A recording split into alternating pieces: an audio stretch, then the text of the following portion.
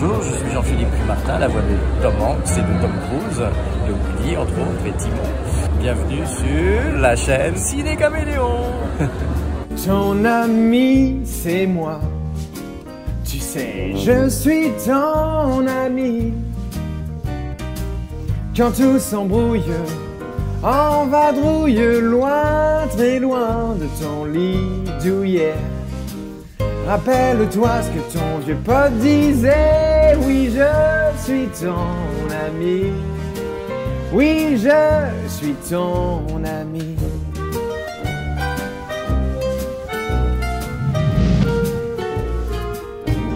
Tu es mon adjoint préféré. Tu n'es qu'un jouet! Quel curieux personnage, vraiment déprimant. Bon, j'espère que vous avez apprécié cette petite intro avec une reprise que j'avais faite il y a des années de Je suis ton ami, donc je vous mets le lien là si vous voulez l'écouter en entier.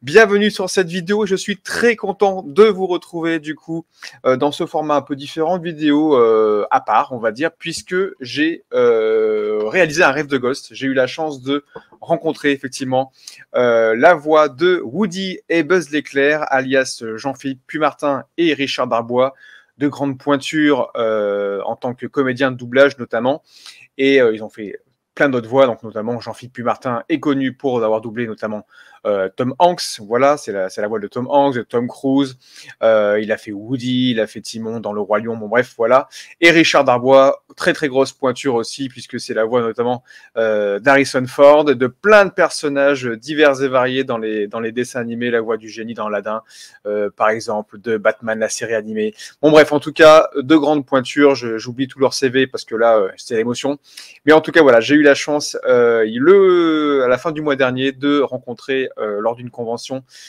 ces deux pointures, et j'ai réalisé effectivement un peu un rêve de gosse. Vous savez un petit peu comment je défends la VF, en tout cas pour les dessins animés et pour les films d'animation notamment, mais voilà, je défends les VF qui ont bercé mon enfance, puisqu'effectivement la saga Toy Story continue et me berce depuis le premier. C'est toute mon enfance, et notamment j'ai un rapport assez particulier avec le personnage de Woody. Souvent on vous dit voilà quel est le personnage auquel vous vous apparentez le plus, auquel vous ressemblez le plus, et je pense que si je devais prendre tous les dessins animés confondus, tous les films d'animation existants aujourd'hui, je pense que Woody est le personnage qui se rapprocherait le plus de ma personne en termes de caractère, en termes d'émotion, en termes de philosophie, et pour vous dire voilà, même si les trois premiers sont géniaux, je crois que je ne pleure jamais autant devant le Toy Story 4, puisque c'est une sorte de nouveau volet, un peu spin-off à la saga, je trouve, par rapport aux trois premiers, mais centré sur Woody, et je trouve que l'évolution du personnage du 1 au 4 est assez intéressante et assez touchante. Donc je ne pouvais pas louper ce moment. Quand j'ai entendu dire, en tout cas des connaissances m'ont dit qu'il venait dans les parages, il fallait que je saute sur l'occasion. Donc ça a été un moment assez magique. J'en ai eu par moments la larme à l'œil, et j'ai pu les rencontrer de près, faire des dédicaces, leur faire dédicacer des steelbooks notamment, et voilà, donc je suis très content de vous partager cette vidéo.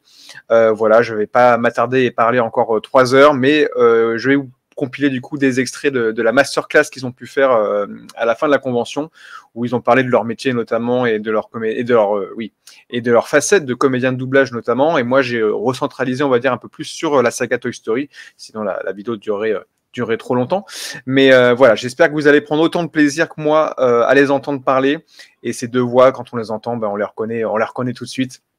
Donc c'est deux personnes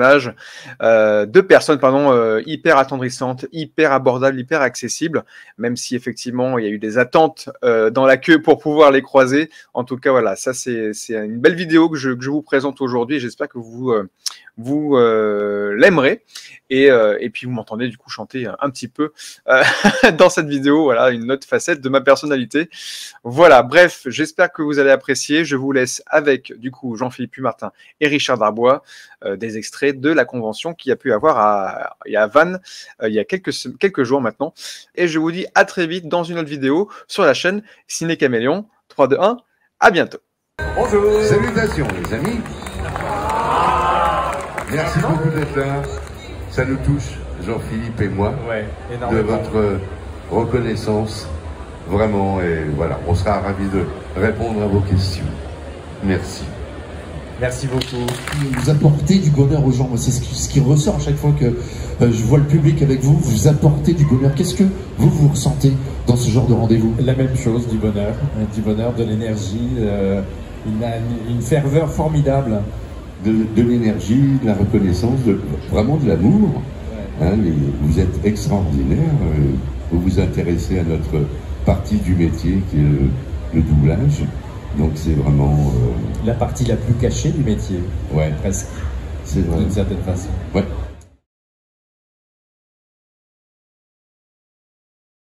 Bon, la plupart du temps maintenant on est en solo.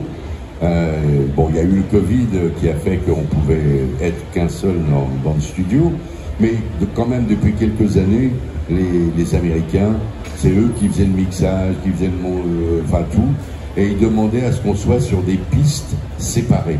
C'est-à-dire on ne pouvait pas parler ensemble, ce qui fait que petit à petit, les rôles principaux se sont faits un peu tout seuls. Toy Story, je fais ma partie. Et puis le jour d'après ou 3 jours après, Jean-Philippe vient faire Woody. Mais bon, on a pris l'habitude, hein, donc on joue tout seul. Voilà, on écoute bien l'original, il y a le texte. Et puis après, nous, on s'occupe de notre partie, surtout. Et bien, il y a quand même les questions-réponses, elles sont écrites déjà. Et puis après, ça matche bien quand même. On dirait qu'on l'a fait ensemble. Il faut du métier. Oui. Alors, c'est un métier qui ne s'improvise pas. D'où ce nom de comédien qui est important dans votre métier. Bien sûr. Oui, on est avant tout des comédiens. On est des comédiens qui faisons du doublage, de la publicité, du documentaire, du tournage, du théâtre. Voilà, il y a plein de formes d'expression, mais on est des comédiens. On a plus de liberté sur l'animation.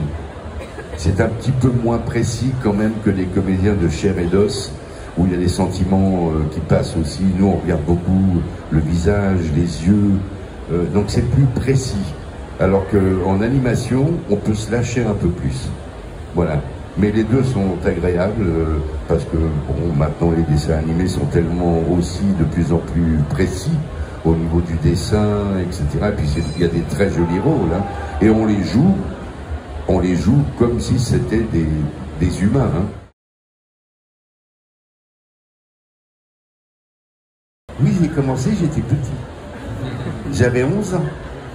Et j'avais un feu sur la langue. Mais voilà. Je ne sais même plus quelle était la question, tellement t'es mignonne. Est-ce qu'on rêvait de faire du doublage quand on était petit? Alors moi, je rêvais d'être comédien quand j'étais petit. Je rêvais d'abord de faire... Je voulais être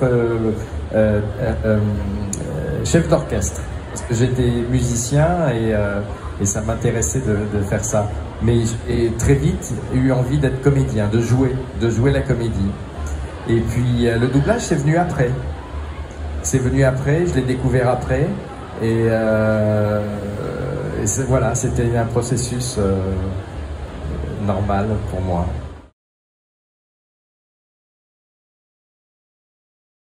J'étais à Los Angeles à l'époque, je vivais à Los Angeles. J'ai vécu là-bas pendant 3 ans. Et j'avais fait un film, en fait, je travaillais beaucoup avec une directrice, pas une directrice artistique, mais ce qu'on appelle les superviseurs.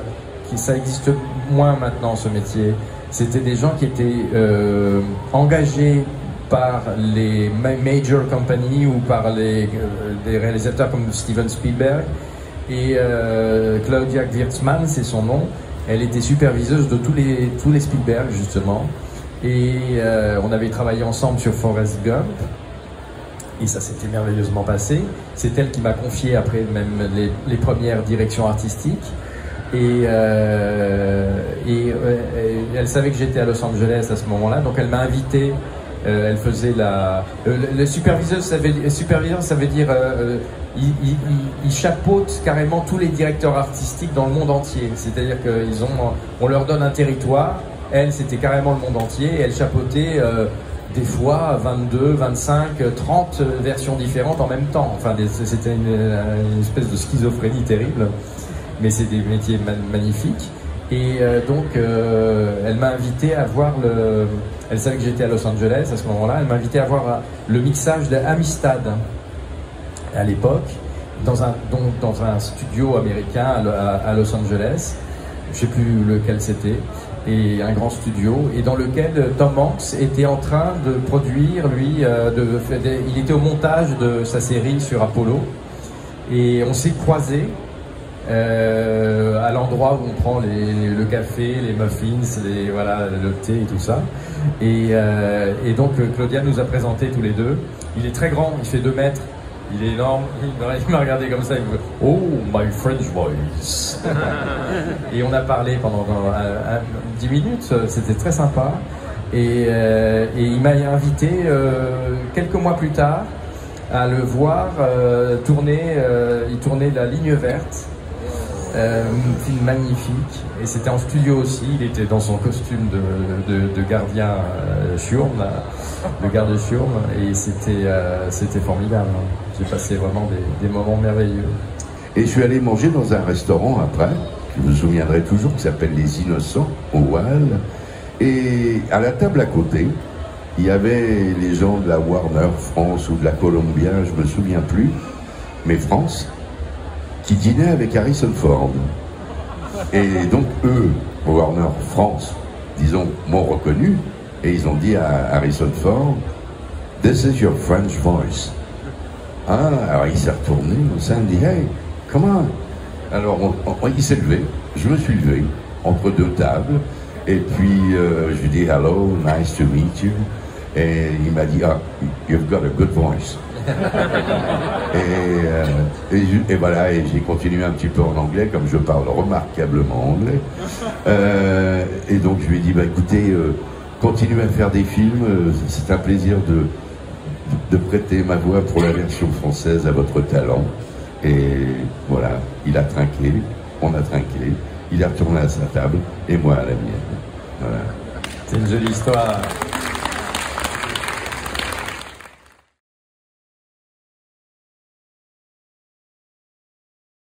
On a hâte d'y être, en fait. Mais je pense que c'est pas avant 1 an et demi à peu près, non Je crois que c'est la sortie est prévue, je crois, été 2026. Ouais. Donc on va pas l'enregistrer avant avril, mai ou juin 2026. Mais on a hâte, vraiment. Ah, j'ai regardé, hier on se posait la question du nombre d'entrées, Richard, qui avait fait le premier Toy Story. C'est 2,7 millions. Ah, quand même. Ouais, quand même. Ah oui, c'était pas non plus. Pas mal, hein. Je pensais que c'était moins. 2,7 millions. Je pensais que c'était devenu important après. Mais quand même, 2,7 millions, c'est pas si mal. Oui, c'est oui. Et il y a combien d'années? C'est sorti en 96 en France. 96. Ouais. Oh oui, donc, oui. Je pensais que c'était moins. Mais en fait, non, ça avait quand même été un petit carton quand même.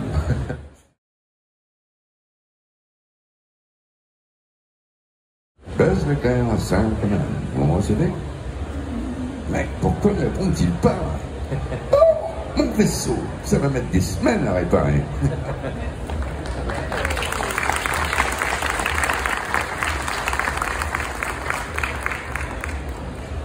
Il y a un serpent dans ma botte.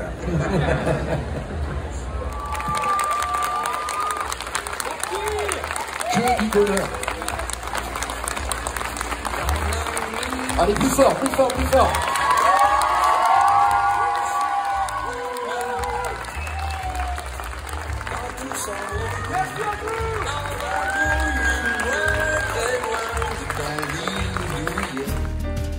Y a peut-être plus malin que moi ailleurs, plus fort, plus puissant aussi. Mais je suis sûr que personne t'aimera comme je le fais, toi et moi. Plus les années passent, plus on est solidaire. C'est peut-être ça notre destinée. Oh, en tout cas, crois-moi, je suis toujours là, car je suis ton ami.